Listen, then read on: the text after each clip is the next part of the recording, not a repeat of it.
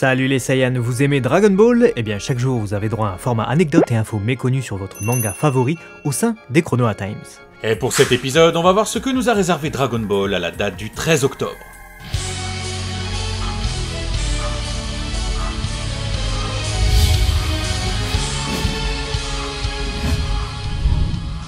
Le 13 octobre 1987 sortait le chapitre 145 dans les pages du magazine Weekly Shonen Jump numéro 46 au Japon. Et les lecteurs découvraient avec choc la fin du vieux maître Kame Sennin chutant après avoir exécuté le Mafuba. Le texte présent sur la page cover dans sa version prépubliée et son édition Tankobon nous dit « Je ne peux te laisser en vie ». La formulation étant vieillotte, on se doute que c'est Kame Sennin qui s'adresse ici à Piccolo Daimao. Puisque le grand roi démon parle quand même de manière plus neutre. Ce chapitre est marqué par le Mafuba de Kame Sennin et son échec qui provoque sa mort. Il sera expliqué dans les guidebooks Daizenshu 7 et Chōzenshu 4 que le Mafuba est une arcane utilisant toute l'énergie vitale d'un individu relâchée entre les deux mains de celui-ci, sous forme de bourrasque qui emporte alors l'adversaire, ce qui permet ensuite de le sceller. Un humain normal se retrouve forcément à bout de souffle après avoir utilisé cette technique qui nécessite toute son énergie vitale. C'est la raison pour laquelle Kame Sennin et Mutaito ont chuté et perdu la vie. Piccolo Daimao récupère les Dragon Ball que Muten Roshi avait planqués dans le sol et se retrouve donc avec les 7 Dragon Ball puisqu'il en avait déjà 2 en sa possession. 2 qu'il avait soigneusement calés à l'intérieur de lui. On veut pas savoir où. Dans sa bouche, Tenshinhan qui lutte pour ne pas s'endormir à cause du gaz soporifique, Comme le Pokémon. et Chaozu restent cachés. Ils assistent au drame, tandis que Piano et le gang de Pilaf se réjouissent de voir Piccolo Daimao réunir les 7 Dragon Ball. Et ce chapitre nous apporte 2 fun facts supplémentaires. Ah. Enfin, elles sont pas si fun que ça, vous allez comprendre. Comme son maître, Muten Roshi périt en exécutant le Mafuba, tentant de sceller le démon dans un autocuiseur. Plus sobre et avec plus de style que celui de Mutaito, hein. Y a pas les petits dessins rigolos à la noix là. En revanche, tout comme l'autocuiseur de Mutaito, on retrouve le sceau anti-démon qui permet de sceller Piccolo Daimao. Sans ce talisman, le sceau ne serait pas complet. L'inscription nous dit Daimao Huin, autrement dit sceau du grand roi démon. Notez sinon que le Mafuba est vert dans l'anime tandis qu'il est violet dans la Color Edition du manga. Et enfin, c'est le chapitre dans lequel Goku perd son mentor. Il ressent d'ailleurs un malaise indescriptible à ce moment-là, et c'est donc la deuxième mort d'un proche de Goku en très peu de temps pour nous, dans Dragon Ball et dans cet arc. Et Bola. Ils se connaissaient à peine. Et mine de rien, avec ce chapitre, on découvre aussi que Piccolo Daimao faisait bien de se méfier des experts en arts martiaux. Il redoutait qu'il en arrive un qui puisse utiliser le Mafuba. Ouais, on comprend désormais sa crainte. Et de crainte à dépit, il n'y a qu'un pas, et c'est ce qu'a vécu Toriyama Sensei cette semaine-là, puisque lui, qui était tout content d'avoir une semaine de vacances la semaine passée, regrette déjà la manière dont il en a profité, entre guillemets. J'ai passé mes précieuses vacances à arroser les bonsaïs du jardin. Tout ça car mon père était parti en voyage. Ouais, c'est l'occasion de dire qu'on dit bonsaï et non bonsaï. Après, lui au moins il en a. C'est la classe.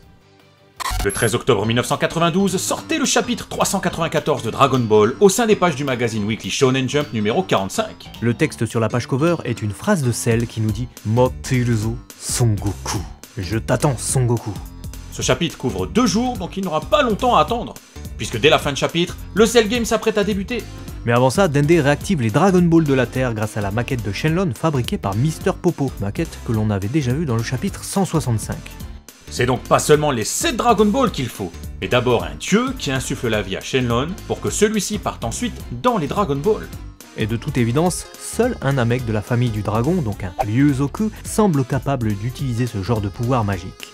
Puisque de l'enfant de Katatsu on est passé à Dende, qui peut reproduire le même genre de procédé. Ici il réactive les Dragon Ball car celles-ci ont simplement été désactivées par la réunification de Dieu et Piccolo. S'il avait dû recréer des Dragon Ball lui-même, il aurait fallu 100 jours. Ah ouais, la Terre aurait eu le temps d'être explosée entre-temps. Cependant, l'arrivée de Dende amène un nouveau souffle et un nouveau changement dans l'utilisation des Dragon Ball, car d'un seul vœu, on passe à 3. Mais comme ce Shenlong restauré aura aussi la capacité de ressusciter plusieurs personnes en même temps, comme c'était le cas avant, et contrairement à Polunga, le nombre de souhaits passera à 2 en cas d'utilisation de ce souhait.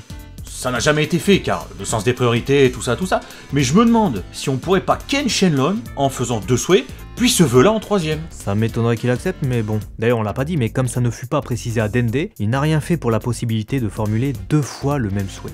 Les personnes déjà ressuscitées ne pourront donc pas l'être à nouveau. RIP Goku, du coup. Et tous ceux déjà morts une fois. Suite à cette réactivation, Goku emprunte le Dragon Radar de Bulma et réunit les Dragon Ball. Puis, un jour passe, et on se prépare déjà pour le Cell Game. Et le héros de tous, Mister Satan, arrive sur place. Avec sa limousine noire sur laquelle on peut lire Satan en alphabet latin. Le reporter de ZTV et son caméraman font d'ailleurs leur toute première apparition ici, contrairement à l'animé où le reporter et commentateur avaient droit à une petite scène d'exposition au sein d'un show télé. Sinon, une petite erreur s'est glissée dans le chapitre au sein du Weekly Shonen Jump, et elle fut reprise dans l'édition Tankobon. Donc on lit des bêtises, c'est ça en fait. T'inquiète, ça a été corrigé à partir de l'édition Kanzenban, mais en soi, elle n'est pas très grave. Ici, on a celle qui dit « Finalement, je crois que 10 jours, c'était beaucoup trop long, tant il s'ennuie en attendant que son tournoi commence. » Or, celle avait annoncé à la télévision que le Cell Game aurait lieu dans 9 jours et non 10. Ah ouais. Autre erreur, cette fois un peu plus problématique pour la chronologie. Ah, décidément. Encore que, en fait, dans les premières publications, Cell annonçait que le tournoi aurait lieu le 17M.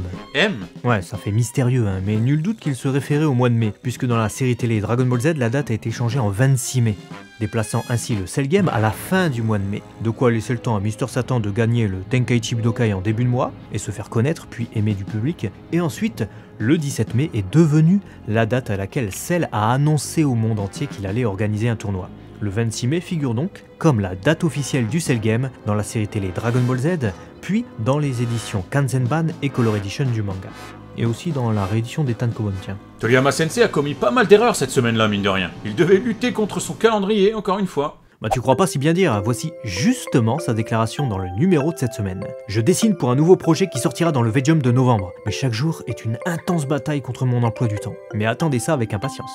Et voici la cover du fameux V-Jump de novembre 1993, le fameux projet dont il parlait était donc le jeu vidéo Torneko no Daibo Oken Fushigi no Dungeon, sorti le 19 septembre 1993 sur Super Famicom. C'est un dungeon crawler de l'éditeur Enix avec les musiques de monsieur Koichi Sugiyama, paix à son âme. Le 13 octobre, c'est l'anniversaire de plusieurs personnalités liées à Dragon Ball. Tout d'abord la seiyuu Mariko Mukai, qui est née à cette date. C'était la voix de Marilyn Monroe au Japon, et dans cette même veine, elle a incarné plusieurs belles femmes blondes dans les œuvres de Toriyama Sensei. Il y a d'abord eu Midori Yamabuki dans Dr. Slump Arale-chan, puis la mère de Bulma dans Dragon Ball et Dragon Ball Z. Elle fut ensuite remplacée par Yoko Kawanami sur ses rôles. Mariko Mukai est aussi la voix de la princesse serpent, Hebi Hime, dans l'épisode 14 de DBZ. Que des femmes sexy, quoi. C'est aussi la date anniversaire de Tsutomu Isobe, qui est la voix japonaise de Muten Roshi, donc Choyun Fat, dans Dragon Ball Evolution seulement, ainsi que de Masaya Onosaka, qui est la seconde voix de Bertha depuis 2009 et Dragon Ball Kai.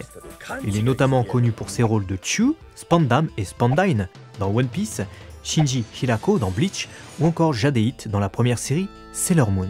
Un joyeux anniversaire à tous ceux nés un 13 octobre, et à très vite sur DB Times. Vos vidéos sur Dragon Ball. Si vous êtes abonné, bien sûr. Matane.